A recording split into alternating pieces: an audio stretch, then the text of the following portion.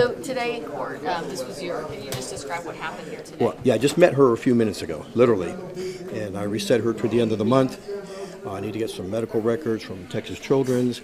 Well, her 13-year-old daughter was born with double chromosomes and has a very rare disease. That's probably under 100 people that have it in America. And I'll come back for a bond hearing, but I'm not ready to do it today. I need to get two sides of every story, of course. So I need to get myself in gear, and I just met her, as I mentioned, literally 15 minutes ago.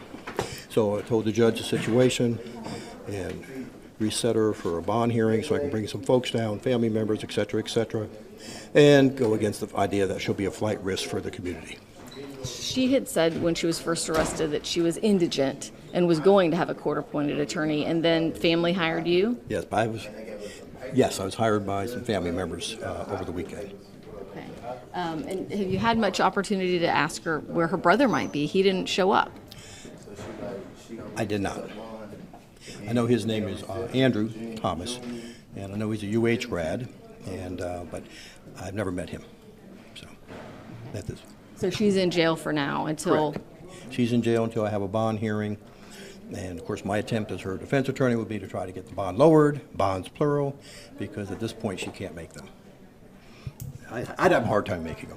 I mean, you'd have a hard time making them, but she's accused of taking like $750,000. Okay, I understand. I read the articles. It's the longest probable cause affidavit I've ever read that the Texas Ranger put together. So, but as I mentioned, everybody deserves to have legal representation, and there's two sides to every story, and let me do my job and get what I can to help out. Thank you very much. What's your name, sir? J. Diedrich. J-A-Y? Yes, sir. Diedrich, D-E-D-R-I-C-K. And I know you're the one that did the investigation. So. And your Patrece? partner called me yesterday, Joe, like that. I'm sorry. Who's your client? I'm sorry. Who's your client? My client is Patrece Lee, with an E on the Patrece, P-A-T, instead of R-I. P-A-T-R-E-C-E. Thank you, sir. You're Mr. welcome. J, real quick question, last question. Why did you feel it was important for you to take on this case? One of her friends, I represented her oldest son probably 15 years ago or thereabouts. And then he's gotten his life turned around, and all her other kids are college grads and doing well. But she's the one who referred me to Patrece. Who was that? Do you mind telling us? I'm not being mean, Amy. I don't want to mention her. I'm sorry. Okay. Thank you, sir. When that... But she's a registered nurse, and she's a good person. Has 5 children, no criminal record. Good person. I guess they've known each other for years, I think. I don't know how. That bond hearing, do you know when it's set for or when that'll be brought up again? Yes, sorry. Oh, you're good. Got a bunch of folks today. I may move that, to be honest with you. Okay. Only because of the simple reason that it's at the end of the month. It's Friday, June.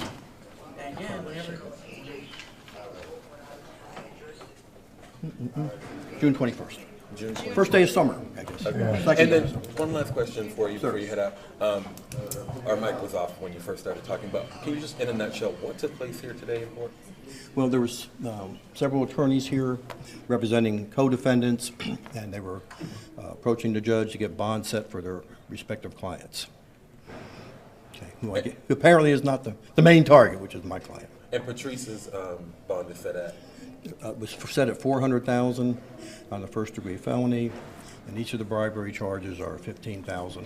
So aggregate, $460,000.